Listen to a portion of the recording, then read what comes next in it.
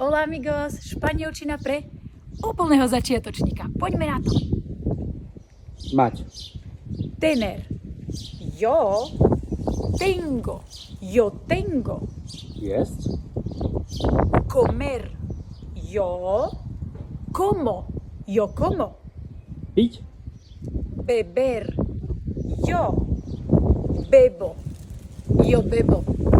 Čítať. Leer. Yo leo. Yo leo. Písať. Escribir. Yo escribo. Rozprávať. To mi musíš napísať ty do komentára. A napíš mi to aj v prvej osobe. Jo, ako je to ďalej?